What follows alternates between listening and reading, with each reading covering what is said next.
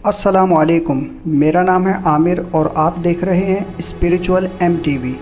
दोस्तों, आप सभी के मन में एक सवाल तो ज़रूर आता होगा और वो सवाल है साइंस एंड रिलीजन, यानी विज्ञान और धर्म में इतना इख्तलाफ क्यों है और ये दुनिया साइंस और रिलीजन इनमें से किसके हिसाब से चलती है।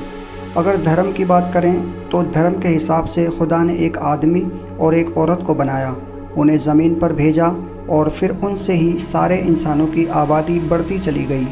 जबकि साइंस इंसानों की पैदाइश को लेकर बिल्कुल इसके उलट बात करती है। विज्ञान के अनुसार इंसान सीधे नहीं बना, बल्कि वो एक बहुत पुराने जीव के वंशज हैं जिनके शारीरिक गुण धीरे धीरे बदलते रहे। करीब 60 से 70 लाख साल पहले एक ऐसा जीव था जो बंदर और इंसान के बीच एक जैसा था, जिसे वैज्ञानिक कॉमन एंसेस्टर कहते हैं। इन्हीं कॉमन एंसेस्टर में वक्त के साथ बदलाव हुआ और आज का इंसान बना। दुनिया में करीब 4000 धर्म हैं। इनमें से कुछ ही ऐसे हैं जिनकी बातें साइंस से मेल खाती हैं या बहुत कम टकराती हैं। इन्हीं में से एक धर्म है इस्लाम, जिसकी आज हम बात करेंगे। साइंस और इस्लाम का क्या कनेक्शन है, इस्लाम कितना साइंस के साथ मेल खाता है, चलिए जानते हैं इस वीडियो में। इस्लाम के हिसाब से दुनिया कैसे बनी और वो साइंस से कितना मेल खाता है, इस सवाल का जवाब कुरान और साइंस दोनों से समझते हैं। कुरान कहता है, क्या वो लोग जिन्होंने इनकार किया ये नहीं देखते कि आसमान और ज़मीन दोनों आपस में जुड़े हुए थे, फिर हमने उन्हें फाड़ कर अलग किया। दोस्तों, ये था कुरान का जवाब दुनिया के बनने को लेकर। अब देखते हैं साइंस क्या कहती है। साइंस के हिसाब से दुनिया के बनने से पहले एक बड़ा धमाका हुआ जिसे बिग बैंग कहा जाता है। इसी धमाके से पूरा ब्रह्मांड पैदा हुआ और टाइम, जगह, मैटर सब उसी से शुरू हुआ। दोस्तों, ये आयत पूरी तरह विज्ञान से मेल खाती है, क्योंकि बिग बैंग से पहले सब जुड़ा हुआ था और अल्लाह भी यही कहता है, ज़मीन और आसमान जुड़े हुए थे, हमने उन्हें फाड़ कर अलग किया। 1929 में एडविन हबल ने एक बहुत बड़ी खोज की। उसने बताया जो गैलेक्सियाँ हमसे दूर हैं वो तेज़ी से और भी ज़्यादा दूर होती जा रही हैं, यानी ब्रह्मांड रुका हुआ नहीं है बल्कि फैल रहा है। लेकिन दोस्तों, कुरान ने यही बात 1400 साल पहले बता दी। सूरह अज़्ज़ारियात में अल्लाह कहते हैं, ब्रह्मांड को हमने अपनी ताकत से बनाया और हम ही उसे फैला रहे हैं। दोस्तों, अगर मैं आपसे कहूँ इंसान के बनने की शुरुआत पानी से हुई तो ये बात आपको अजीब नहीं लगेगी, क्योंकि साइंस भी यह कहती है इंसानों के पूर्वज पानी से विकसित हुए।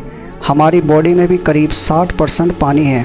लेकिन क्या आपको पता है, कुरान भी इंसान की पैदाइश को लेकर कुछ इसी तरह की बात करता है। सूरह अल-अंबिया में अल्लाह कहते हैं, हमने हर जानदार को पानी से बनाया, यानी जिस चीज़ में भी जीवन है उसमें पानी का बहुत बड़ा योगदान है।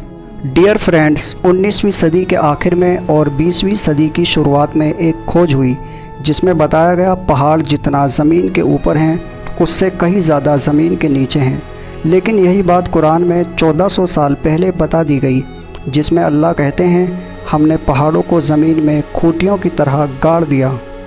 दोस्तों, एक वक्त ऐसा था जब इंसान पृथ्वी को चपटी समझते थे। 1509 में फर्डिनेंड मैगेलन ने पूरी तरह धरती का चक्कर लगाया और साबित कर दिया कि धरती गोल है। लेकिन यही बात कुरान ने 1400 साल पहले बता दी। कुरान की एक सूरह में अल्लाह कहते हैं, धरती को हमने दहाहा बनाया। दोस्तों, दहाहा का असली मतलब होता है कोई ऐसी चीज़ जो अंडे की तरह गोल हो। दोस्तों, क्या आपको मालूम है अल्लाह ने हर चीज़ का जोड़ा बनाया, यहाँ तक कि पेड़ पौधों में भी मेल और फीमेल होते हैं। इसी खोज को नेहामिया गुरु नाम के एक वैज्ञानिक ने 1682 में किया। लेकिन अल्लाह ने 1400 साल पहले ये बात कुरान में लिख दी, जिसमें अल्लाह कहते हैं, और हमने हर चीज़ को जोड़े में बनाया। नाज़रीन, कुरान ही इकलौती ऐसी किताब है जो साइंस का इनकार नहीं करती। विज्ञान जिन चीज़ों को आज ढूंढ रहा है, ऐसी बहुत सी बातें कुरान में 1400 साल पहले लिखी जा चुकी हैं, जो ये साबित करती हैं कि कुरान अल्लाह के सिवा किसी और की लिखी हुई किताब नहीं है। Doctor Maurice Bucaille, doctor Keith Moore, doctor Joe Leigh Simpson, professor Alfred Kroner और डॉक्टर विलियम, ये वो मशहूर वैज्ञानिक हैं जिन्होंने कुरान की साइंटिफिक आयतों को पढ़कर सच माना है। ये वीडियो आपको कैसा लगा कमेंट करके अपनी राय ज़रूर दें। Thanks for watching this video. اللہ حافظ۔